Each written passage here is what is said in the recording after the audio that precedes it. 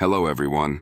A lot has happened in the world, and today we'll dive into the key events shaping the global economic and political landscape. We'll explore the intricate dynamics of international trade, shifting alliances, and the strategic moves being made by major world powers. Stick with us as we unravel these complex situations, and remember, we'll draw some conclusions towards the end of the video, so make sure you stay tuned. Before we jump in, if you find our analysis insightful, please consider subscribing to our channel and hitting that like button. It truly helps us grow and continue bringing you timely updates and in-depth reports. Also, let us know in the comments where you're watching from. We love hearing from our global audience.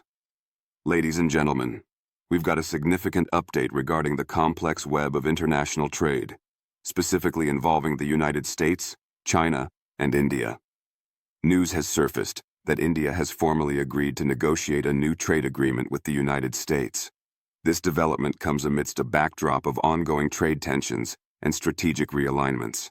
The image often associated with this potential deal features former President Trump and Indian Prime Minister Modi, highlighting the groundwork potentially laid during previous administrations or signaling a continuity of certain strategic objectives, regardless of who occupies the White House.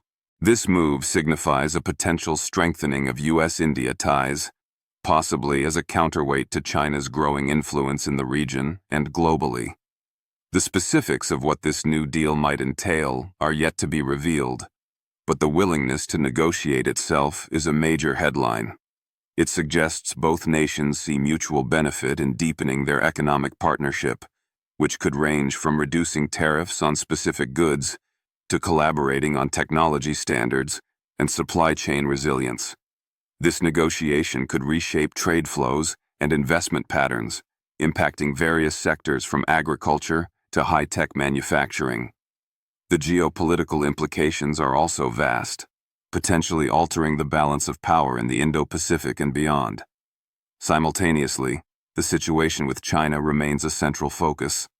Reports indicate that the White House, potentially reflecting strategies similar to those pursued by Trump, is open to and perhaps even actively pursuing negotiations with China. It appears the pressure applied through tariffs and diplomatic maneuvering is having an effect. The narrative suggests that the U.S. is strategically squeezing China, compelling other nations to align against Beijing's trade practices. The Chinese leadership, while maintaining a strong public stance, seems to be trying to preserve some measure of dignity and control in these negotiations. They are attempting to keep some semblance of stability in their trade relationship with the U.S., recognizing their significant economic interdependence. This dance of diplomacy and economic pressure is forcing China to reconsider its position, even as they publicly push back against U.S. demands. The goal from the U.S. perspective seems clear: to force a renegotiation that addresses long-standing grievances. There were whispers, perhaps planted or perhaps genuine considerations, that the European Union might explore a separate path, potentially collaborating with China to mitigate the impact of U.S. tariffs by adjusting their own.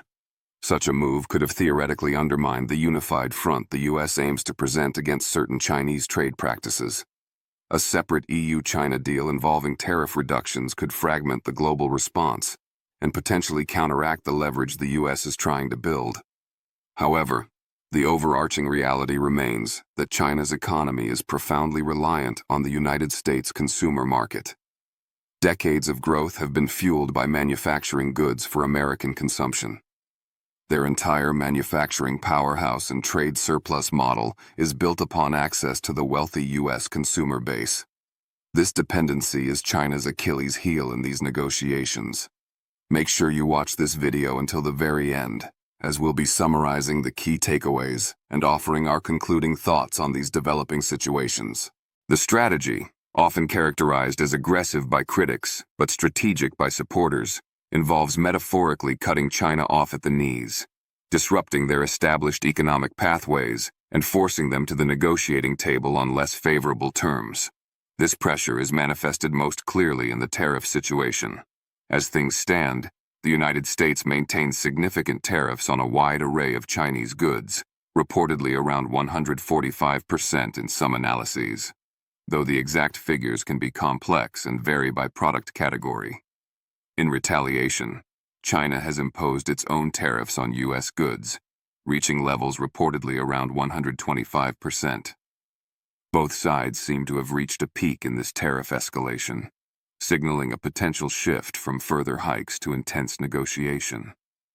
The suggestion is that both nations have perhaps gone as far as they can with punitive measures, and now must find a way forward through dialogue, however contentious it might be.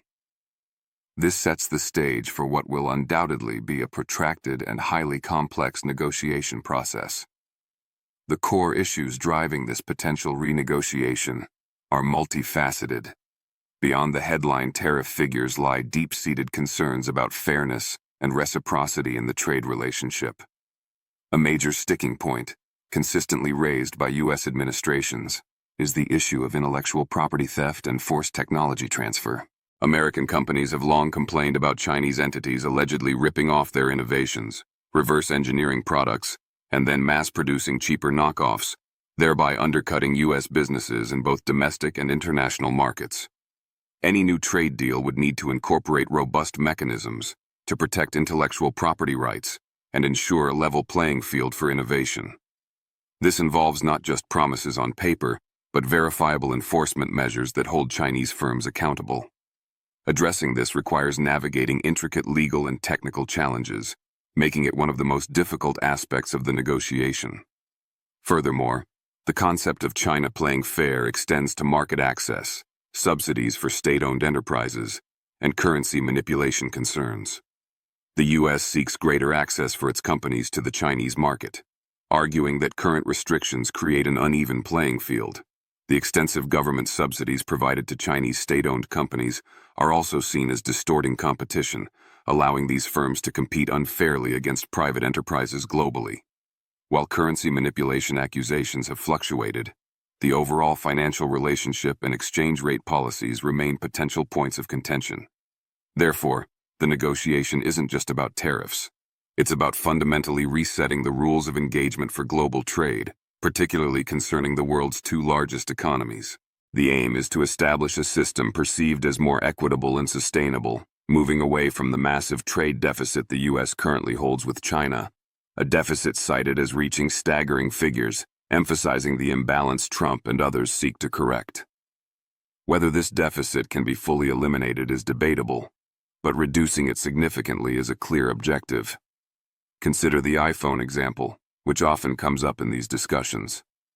Initially, there was significant fear-mongering, particularly from liberal circles, suggesting that producing iPhones domestically in the United States would lead to exorbitant costs.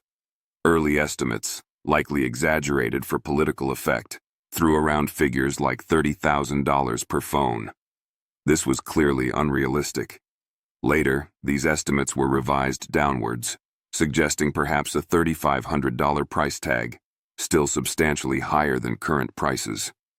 However, a more nuanced analysis suggests that while there would be an initial increase in production costs if manufacturing shifted entirely to the U.S., it might not be as catastrophic as portrayed. Given Apple's substantial profit margins, the company could potentially absorb some of the increased labor costs. Some analyses now suggest the actual retail price increase might only be in the range of a couple of $100s initially, perhaps settling closer to $1,500 or $1,600 total per device in the long run, especially as domestic supply chains become more efficient. The primary cost driver isn't necessarily labor itself, which is a smaller component than many assume, but the massive initial investment required to build the necessary advanced manufacturing facilities and supply chains within the U.S. The infrastructure needed to replicate the scale and efficiency of Chinese production doesn't exist domestically overnight. This highlights the complexity.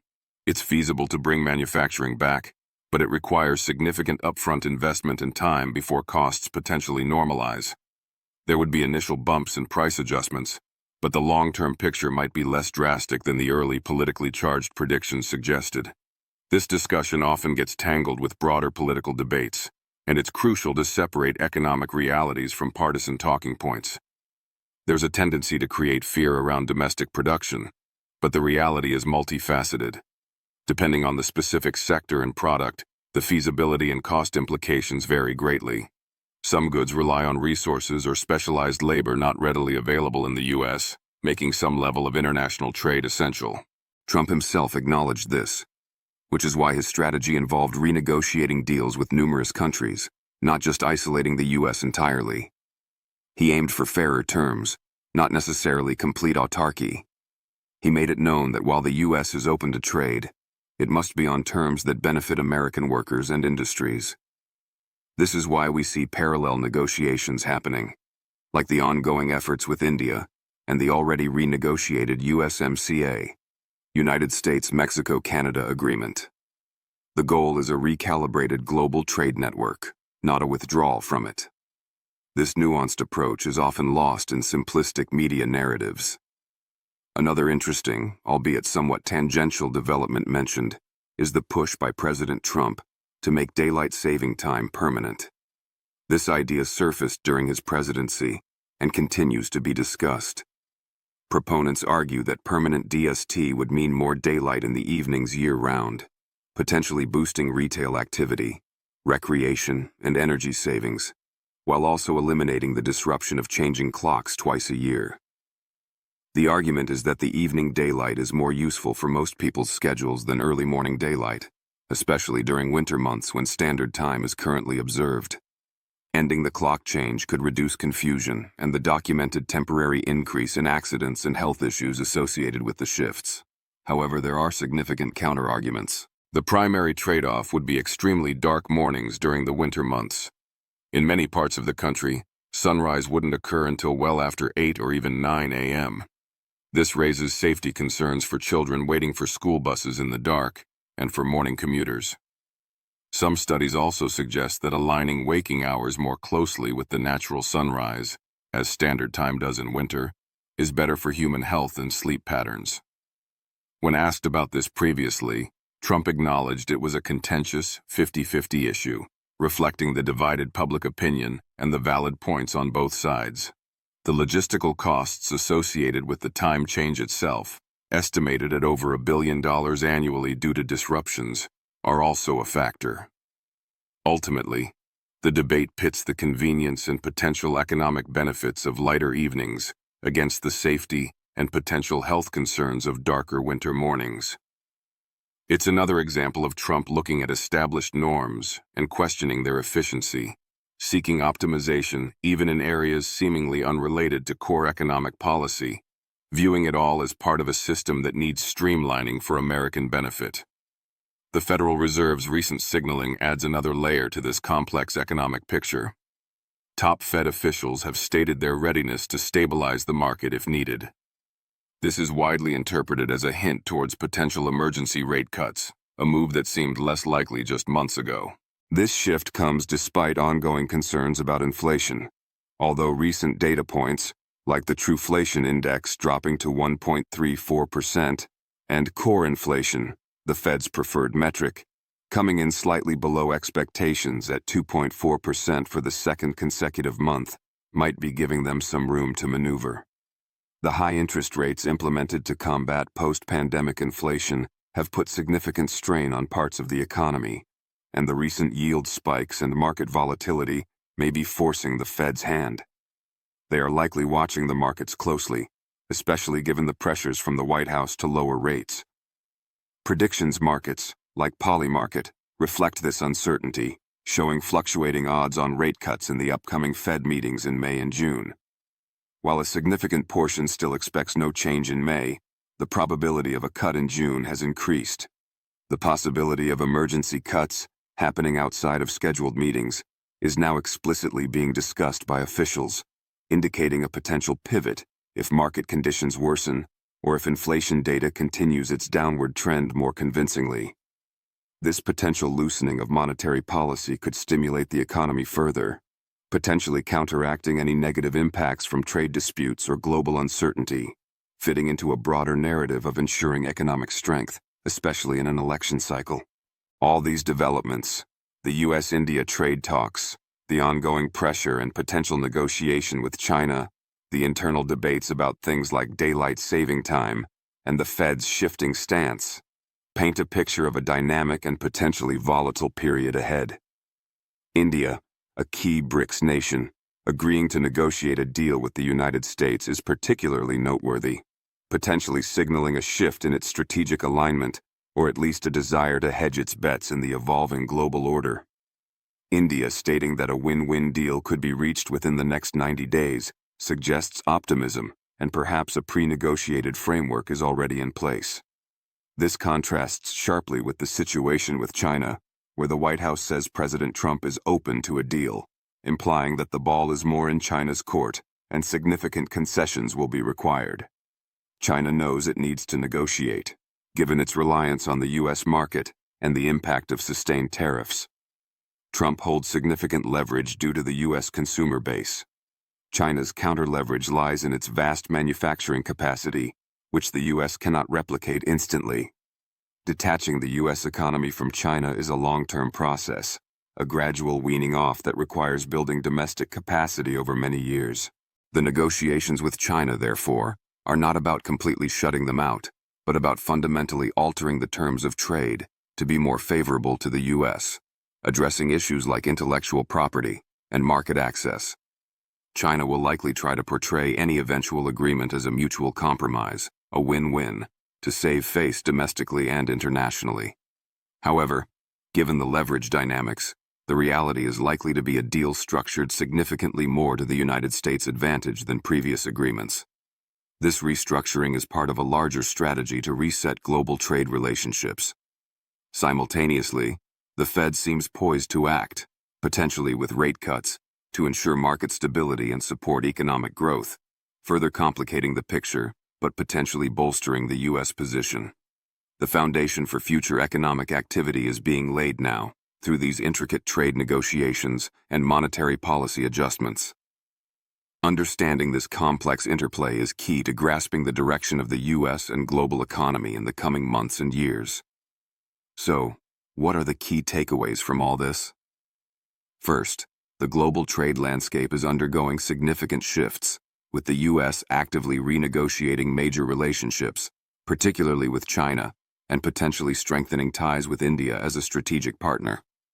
Second, the Trump administration, or policies reflecting its approach, is maintaining pressure on China, using tariffs and the strength of the U.S. consumer market as leverage to force concessions on issues like intellectual property and fair market access.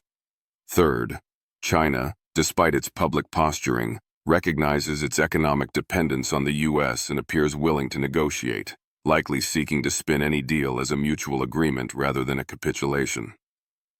Fourth, the Federal Reserve is signaling a potential shift towards easing monetary policy, possibly through emergency rate cuts, to stabilize markets and support the economy amidst these trade tensions and slowing inflation indicators.